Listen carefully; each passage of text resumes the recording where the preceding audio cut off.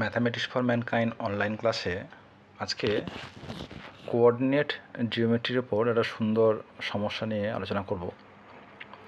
X Y বিন্দুটি 10 0 0 -10 -8 6 বিন্দুত্রয় থেকে সমদূরবর্তী হলে প্রমাণ করো যে x equals to 0 y equals to 0। তার মানে এক্স ওয়াই হচ্ছে এমন একটা বিন্দু যে এই তিনটে বিন্দু থেকে সমদূরবর্তী। তাহলে এই অঙ্কটা আমরা দুভাবে করতে পারি।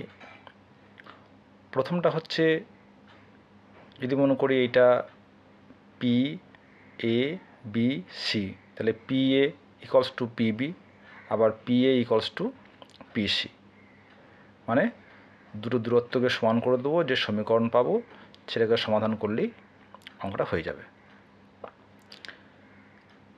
এটা একটা মেথড, কিন্তু আজকে আমরা যেটা আলোচনা করব সেটা হচ্ছে সরলরেখার যে সমীকরণ সেটা কাজে লাগাবো।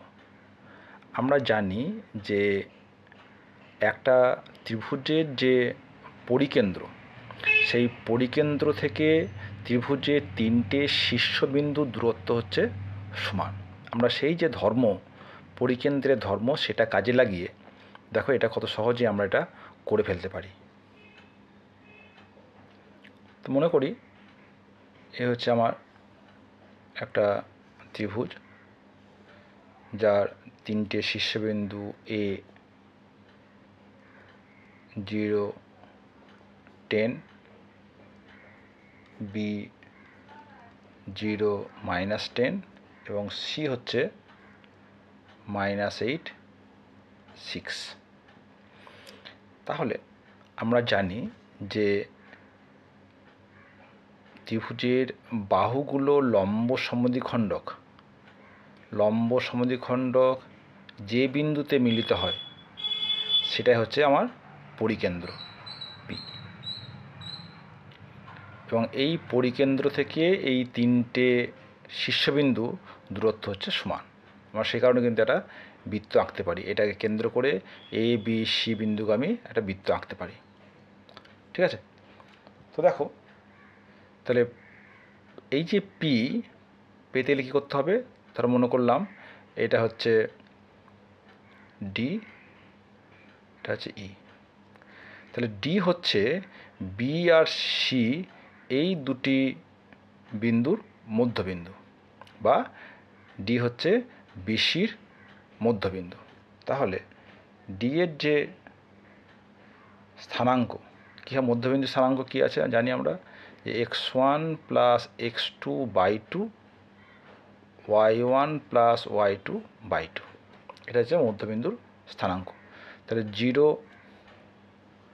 0 -8/2 আর -10 + 6/2 = -4, এটা -4 -2। আর ই এর স্থানাঙ্ক কত হবে না, এ আর বি এর মধ্যবিন্দু ই, তাহলে হচ্ছে 10 + 0/2 আর 0 -10/2, তাহলে হচ্ছে 5 -5। এবার দেখো এই যে বিসি, তাহলে বিসি এর প্রবণতা ফর্মুলা কি না, y1 - y2/x1 - x2, এটা হচ্ছে প্রবণতা বা এম। তাহলে y1 - y2, তাহলে 6 + 10 / -8 - 0, এই যে এটা হচ্ছে x1 y1, এটা x2 y2, হ্যাঁ, বা এটাকে বলতে পারি এটা x1 y1 x2 y2, যেটা ইচ্ছা।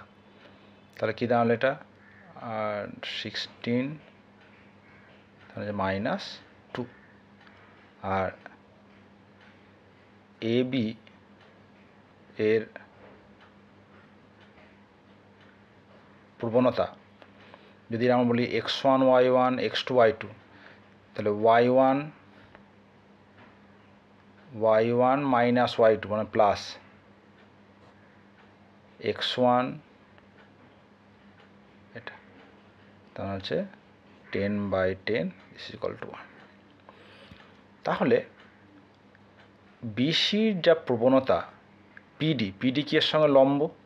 আমরা জানি যে m1 ইন্টু m2 = -1 যখন m1 লম্ব m2 হয়। m1 এবং m2 যদি পরস্পর লম্ব হয়ে যায় তাহলে তাদের প্রবণতার গুণফল হয়ে যাবে -1। অতএব পিডি পারপেন্ডিকুলার, যেহেতু পিডি পারপেন্ডিকুলার টু বিসি, অতএব বিসি এর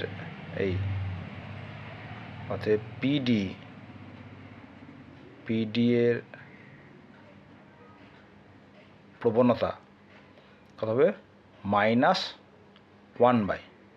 তার হচ্ছে 1/2। অতএব পিডি এর সমীকরণ আমরা জানি যে y minus y1 = m into x minus x1। যখন আমার বিন্দু প্রবণতা আকার, যদি x1 y1 বিন্দুগামী এবং তার প্রবণতা যদি m হয়ে যায়, তখন তার সমীকরণ কত হবে? y minus y1 = m into x minus x1। এখানে লক্ষ্য করে দেখো, আমাদের যে বিন্দুটা দেওয়া রয়েছে, যে পি বিন্দু, এটা দেওয়া রয়েছে xy। তাহলে এখানে আমরা কিন্তু ক্যাপিটাল X আর ক্যাপিটাল Y ইউজ করব, ঠিক আছে, যাতে দুটো গুলিয়ে না যায়। তাহলে পিডি এর সমীকরণ y মাইনাস ডি এর স্থানাঙ্ক হচ্ছে -4 -2, তাহলে +2 = 1/2 x + 4, বা 2y + 4 = x + 4, বা x = 2y। এই গেল 1 নাম্বার। আবার যেহেতু এই ইপি পারপেন্ডিকুলার টু এবি, যেহেতু ইপি পারপেন্ডিকুলার টু এবি, অতএব ইপি এর প্রবণতা -1/m। এটার m কত? এবির m কত হচ্ছে 1, তাহলে -1/1 -1। অতএব ইপি এর সমীকরণ কত হবে? y মাইনাস y1, এর স্থানাঙ্ক কত? এই যে 5 -5, তার মানে হচ্ছে y মাইনাস y1 মানে হচ্ছে +5 = -1 x মাইনাস 5। তাহলে y = -x, কারণ +5 কেটে যাচ্ছে। এটা হচ্ছে আমার 2 নাম্বার। তাহলে এবার যদি আমরা 1 এবং 2 সলভ করি, তো 1 ও 2 থেকে পাই, বসিয়ে দাও, কত পাচ্ছি? y = x, তাহলে x = 2x, অতএব x = 0। তাহলে 2 নম্বর থেকে পাচ্ছি y = -0, দিস = 0। অতএব কি পেলাম? অতএব পি বিন্দুর স্থানাঙ্ক কত পেলাম? 0 0।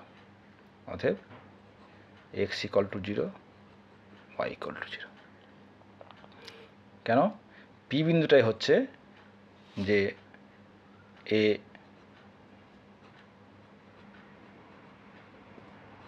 জিরো, বি -10 আর সি -8 থেকে সমুদ্রবর্তী।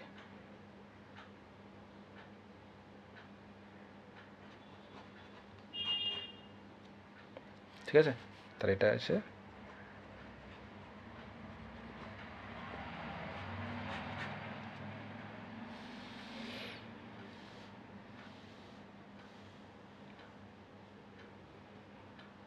তাহলে ত্রিভুজের পরিকেন্দ্র এবং সরলরেখার সমীকরণ কাজে লাগিয়ে কিন্তু অঙ্কটা আমরা এইভাবে করলাম।